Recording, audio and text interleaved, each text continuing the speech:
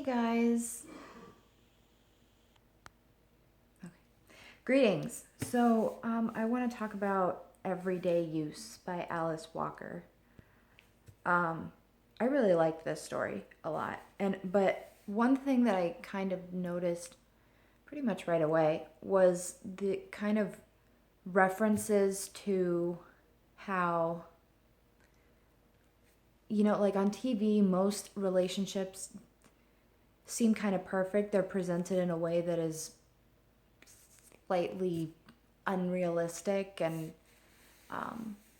over dramatized, probably for the sake of TV, because an everyday, family just sitting around not really doing much isn't, doesn't really make for very good entertainment. But I don't know, it stayed with me because it's just amazing how our views on what a good family or a perfect family should be is kind of skewed a little bit with the way that those things are presented on TV.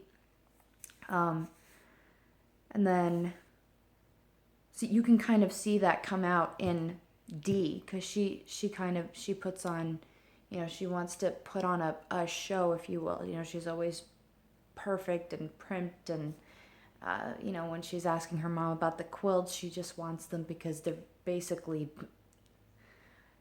they're in, and it's something that is an antique. So if somebody comes over the house and sees it hanging, they're gonna ask her about it. She said, "Oh, well, this is from my family, and that is hand stitched, just so you know. So they're original. You can't get them anywhere else." It's just very. But anyway, some evidences of that would be like on 1986. You've no doubt seen those TV shows where the child who has made it is confronted as a surprise by her own mother and father tottering in weakly from backstage. A pleasant surprise, of course. What would they do if parent and child came on the show only to curse out and insult each other? On TV, mother and child embrace and smile into each other's faces.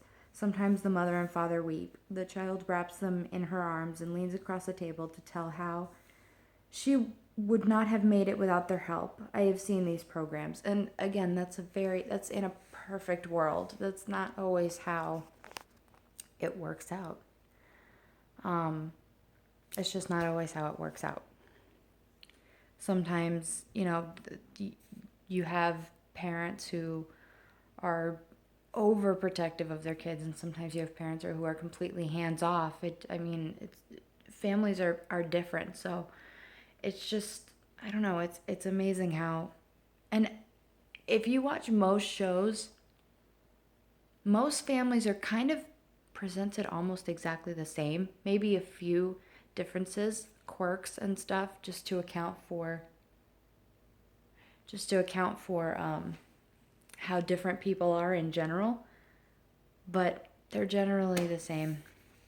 And then we see evidence of Dee's kind of attitude. Well, we get a first real glimpse at it on 1987. When she was courting Jimmy T, she didn't have much time to pay to us, but turned all her fault-finding power on him. He flew to marry a cheap city girl from a family of ignorant, flashy people. She hardly had time to recompose herself. So,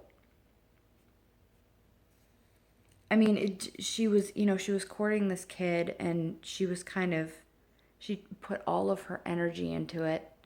And for what? He went and married some other girl, right? Yeah, he went and married some city girl.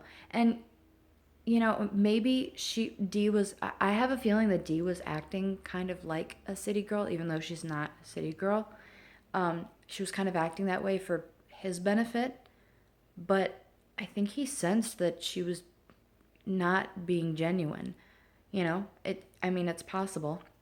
And at that point, he was like, well, if you're going to pretend to be this, I might as well go find me a real one and, marry one of them.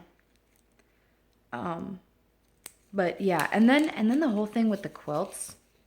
Okay, 4 minutes. I'm going to yap for another 2 minutes, and then I'm going to stop.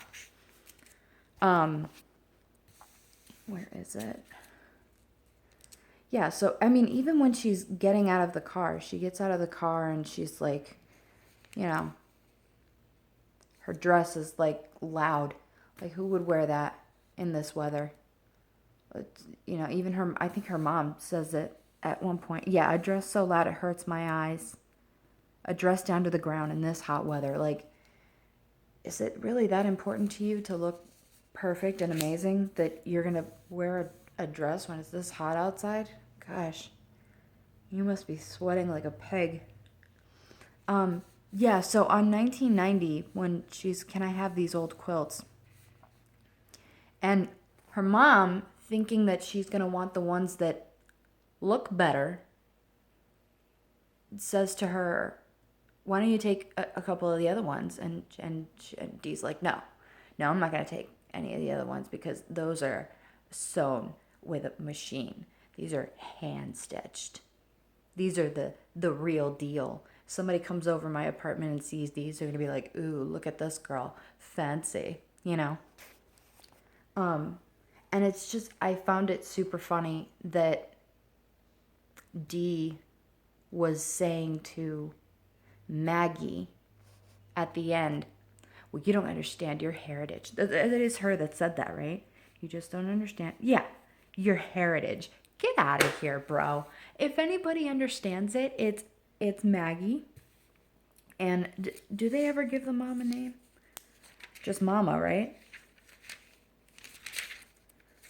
Well, I don't want this to be really long. So, okay. But yeah, I mean, if anybody doesn't understand their heritage, it's you, D. Figure it out. You changed your own name, for crying out loud, to what? Wigand? Wenjero. Really? You were named after your grandmother, who was named after her mother, who was named after her mother, and God knows how many times that repeated. So get it together. I don't know. All these things, these are the things that kind of just stuck out for me. And I saw it as kind of a recurring theme throughout the story, is that you have to be proud of who you are as opposed to who you want people to see you as. Okay, that's it. Those are my thoughts. All right. Bye.